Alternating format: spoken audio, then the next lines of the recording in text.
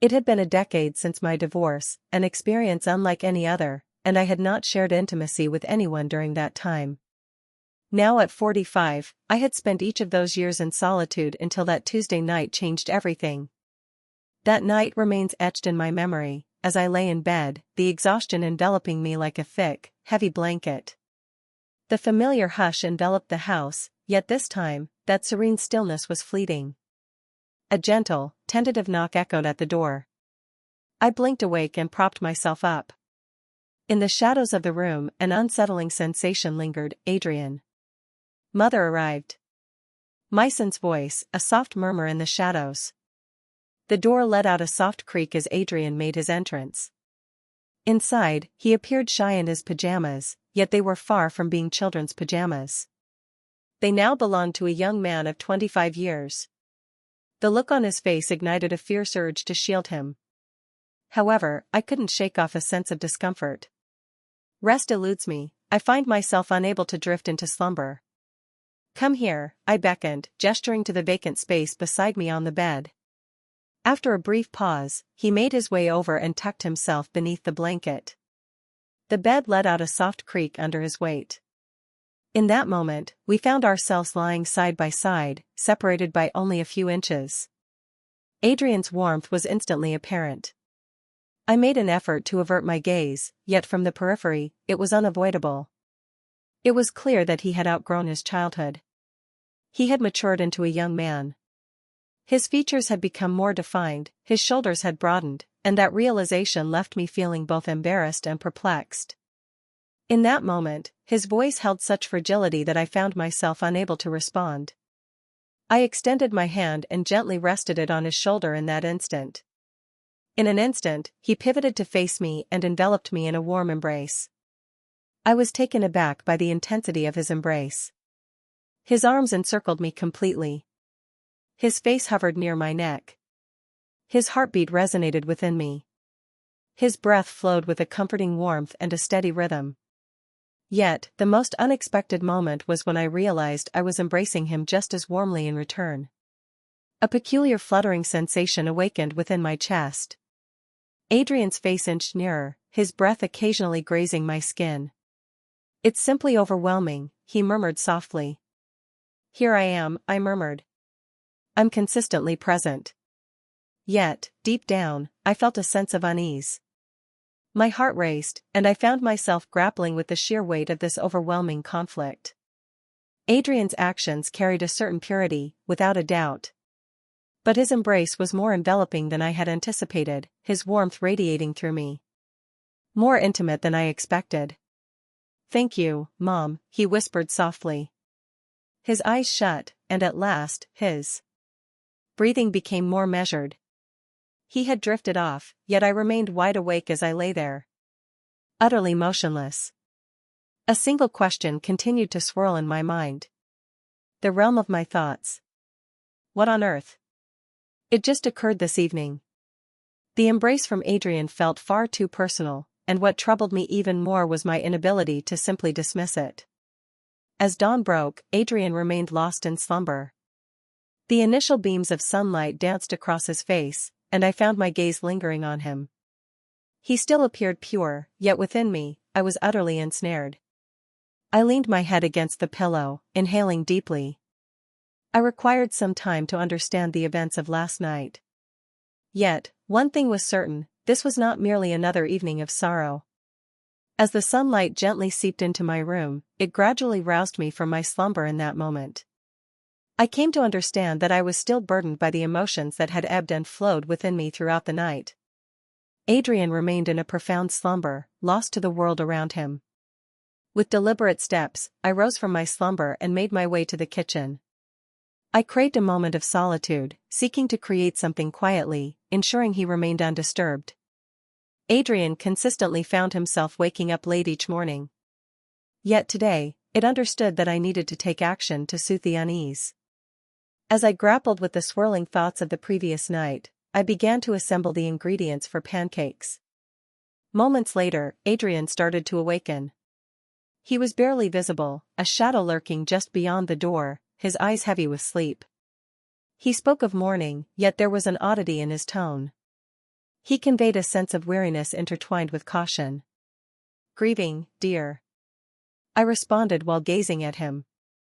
I was doing everything I could to maintain a sense of normalcy. As I flipped the pancakes, I sensed Audria's eyes upon me. There was an unusual quality in the way he gazed at me. His demeanor was less detached than it typically was. It felt as though he was observing my every action. Yet, the increasing discomfort within me also persisted. Adrian's gaze, reminiscent of the previous night, was fixed on me once more. This morning. Yet, this time an unusual intensity radiated from them. I observed it. His gaze extended beyond just me. I felt their eyes on me, assessing every detail. They were outlining the contours of my form. For a brief moment, I could sense it. I attempted to brush off his gaze, yet I could feel that he had noticed my underlying discomfort. My heart began to race, yet I put in the effort to maintain my composure, striving to appear as if all was perfectly normal. Adrian's demeanor had changed as well. Typically, he was more relaxed, easygoing, and joyful around me. Yet this morning, a boundary had been established, a line he had drawn. Yet it seemed as though he was seeking the bravery to carefully step over it. His eyes, illuminated by the morning light, seemed to gaze at me as if he had something to express.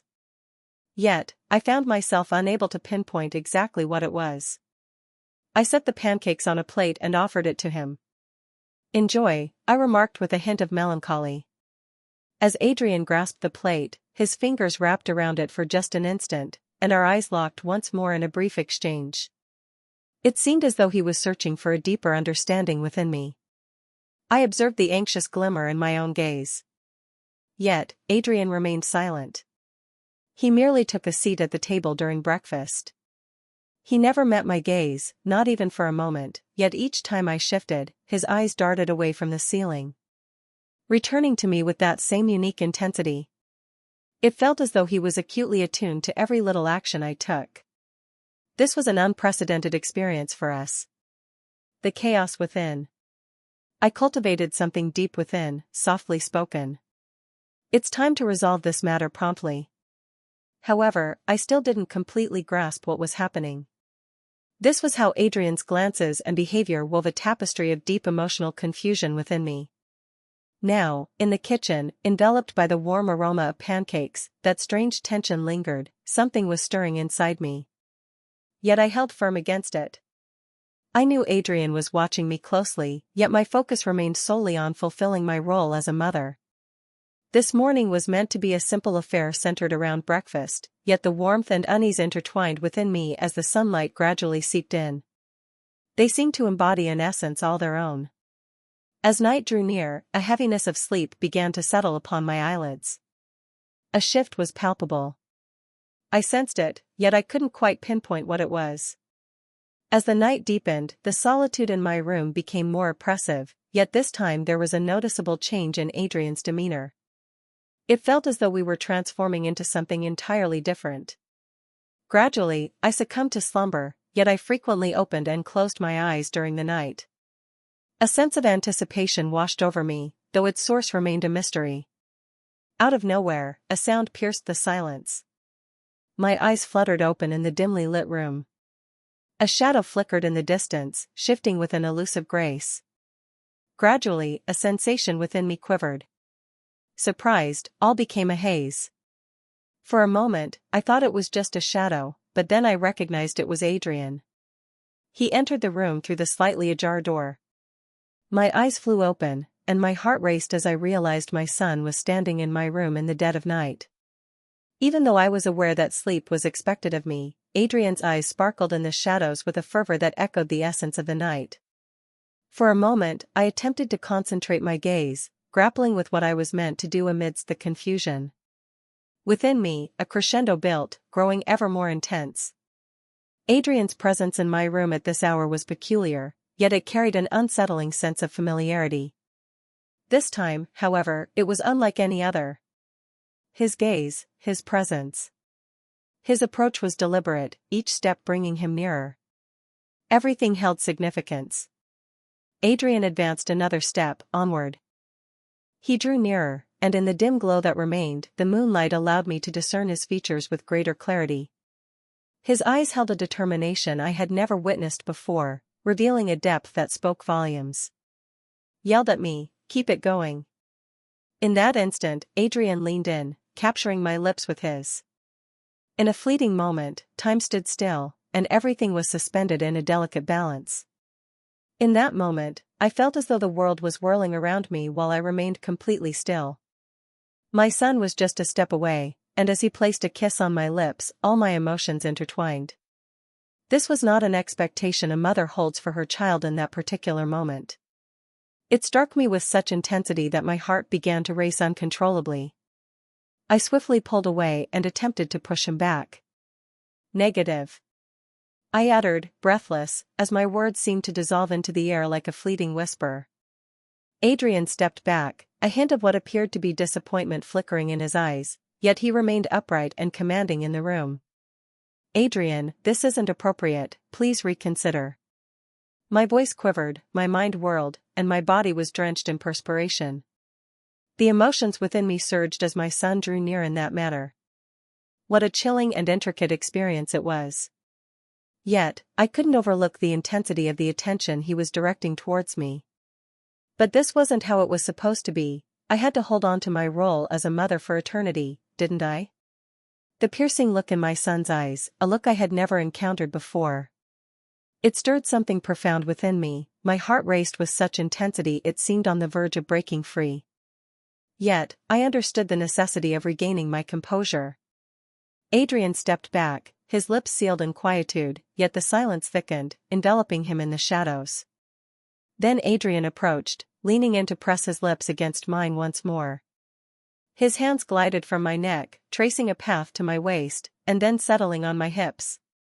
Regardless of how often I urged myself to cease. That night, I found myself unable to resist. Whatever transpired had already unfolded. I awoke in the morning, grappling with the events of the night. Adrian was not by my side.